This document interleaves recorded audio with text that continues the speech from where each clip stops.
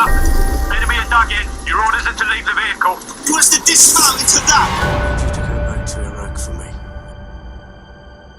Well, the school said you were a murderer. I had that responsibility on my shoulders.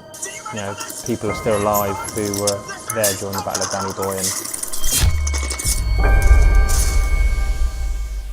Welcome to today's Veteran React. Today we've got a special one. We're here with Brian Wood and we'll be talking about Danny Boy. Brian, thanks for joining us and thanks for coming to talk about Danny Boy. I was lucky enough to watch it on the night it came out, but before we start, how did you feel about it once you saw it for the first time?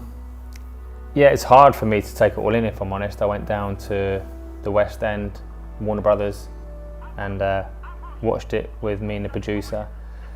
And it was difficult to take it all in because it's my real life story. So there's a lot of emotions. I was up and down, and so it took me like sort of 4 viewings of it to really appreciate how accurate and in my opinion how good it was.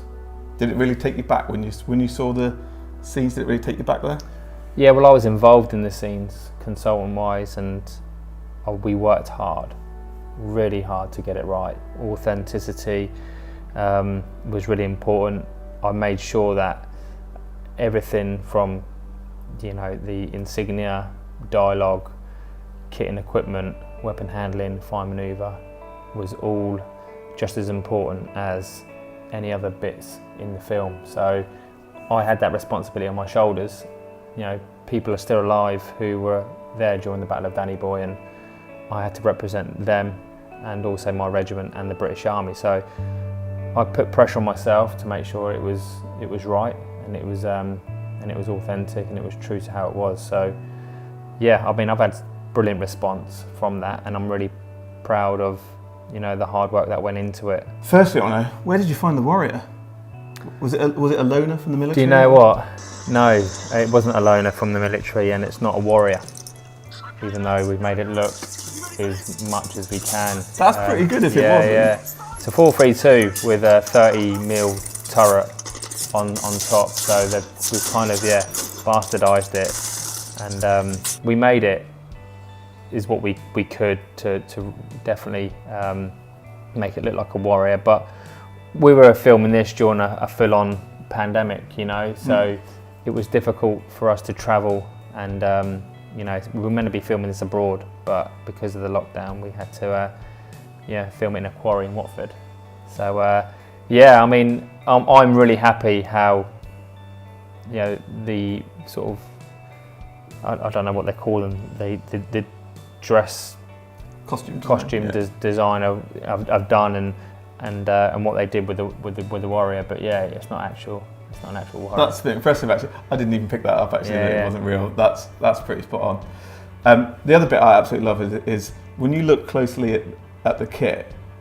Do you know what I mean? Everything from the dirty green tape on the helmets to the day sacks and everything. Were you there on set, like dragging them around in the dirt to make sure? Sprayed them up like I did, when I was out there in Iraq. I think it's just so important to get that little detail right. It's we weren't all clean, and it wasn't all spanking uniform. There was a mixture of the conventional DPM to then the desert uniform that we had, and that needed to be displayed in this. And there's a lot of hard work went into it.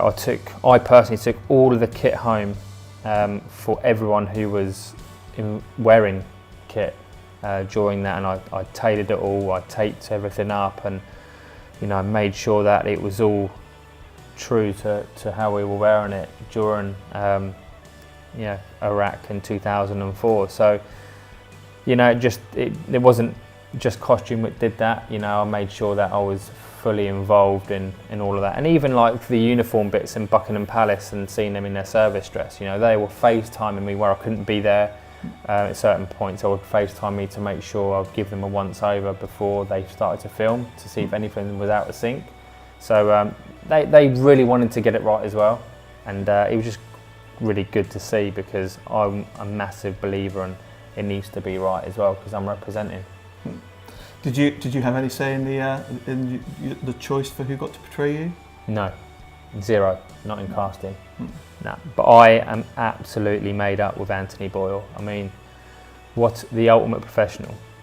You know, my mannerisms, he knew me better than I know myself, and he will go to the start as well. He's already working with Spielberg and Tom Hanks at the moment with the new Band of Brothers. I don't know the second part, what they're making at the moment, and they're filming it here in the UK actually on one of the old RAF locations. So yeah, he's a phenomenal actor. He was very good in it.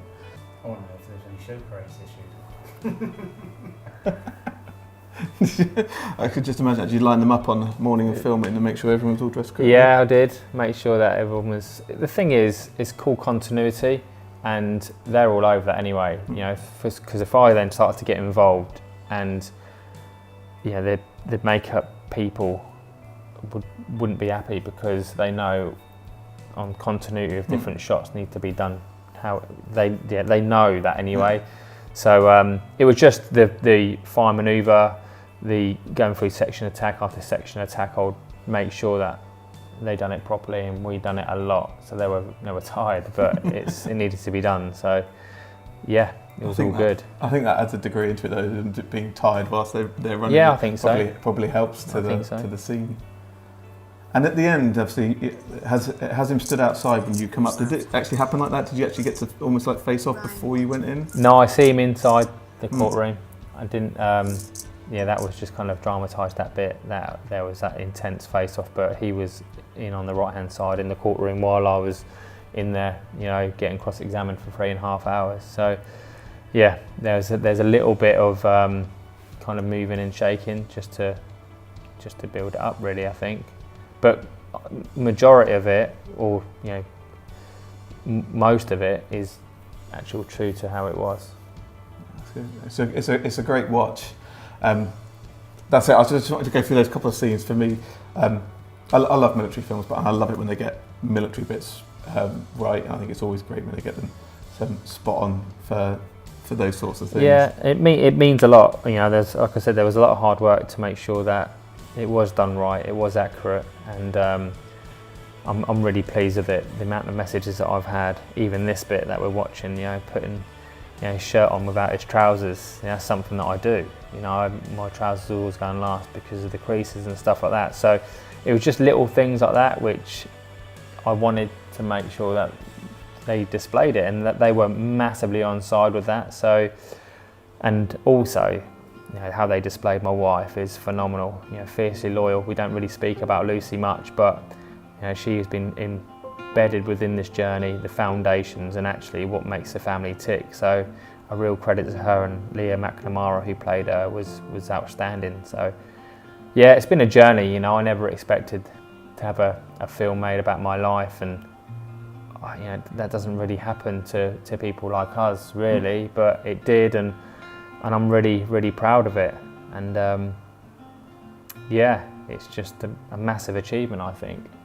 Did you give him your tie, or did you get him his own tie? No, he didn't wear my tie, but I got him one from our regimental headquarters to make sure it's all spot on. And yeah, it's little detail like that which is really, really important. How he wore his beret. I was in the toilets with him shaping his beret. We were there together, and I taught him how to shape his beret, how to put the beret on your head when you're walking. You can, when you're inside, berets are off. When you're outside, your beret goes on. So all of this, I made sure it was done properly. It's one of those little oddities, isn't it? Like, if you mean how you put your beret on using your hands. Yeah. It's like when you get out of a vehicle and you've got trouser twists on. Every military person gets out of the vehicle, stamps their feet, just to sort of get the trousers to shake down before they then adjust them. Yeah, it's just getting the basics right, and it's there's always going to be people with their own views. Absolutely, they're entitled to that. But like I said, the feedback that I've had has been unbelievable, and I'm really proud of that. So that's good. And this scene actually, this was my son, asking me a few probing questions, about killing militia fighters, and that's me sort of opening up to him and saying, look, realities of war is that you know, people get killed, and but it's not unlawful, and you know, we just have to kind of try and push forward. And that was him there asking me them questions, and me just about to go into the dock and have my final kind of experience within. Have both the boys seen it, have they? Yeah, both of them have seen it. Yeah. How did they find it? Yeah, I mean, they Charlie's like loves it because there's a film being made about my life, and he's in there and he's loving life. Bailey's quite reserved, loved it, absolutely loved it, and it's one of these things, isn't it? It's crazy. It's still very surreal now. When I'm watching these clips, I haven't watched it since it was aired actually, and it's crazy seeing this kind of been put back out, and I'm watching it now. Thanks for watching the video, and a big thanks for Brian for coming in and talking about Danny Boy. If you didn't catch it when it aired, we're going to drop a link in the description to iPlayer. You can catch it there. It's also now on Sky Player, and if you live in Australia, you'll be lucky enough to catch it this August because it's going to be aired down under for you guys. Also, if you want to catch Brian's last video he did with us talking about his Keep Attacking clothing line, we'll drop a link here. We'll also put that in the description as well, but please don't forget to subscribe to the channel. It really helps us out. Also hit that notification bell. We've got lots more content still to come, and we wouldn't want you to miss out. And we'll see you in the next video.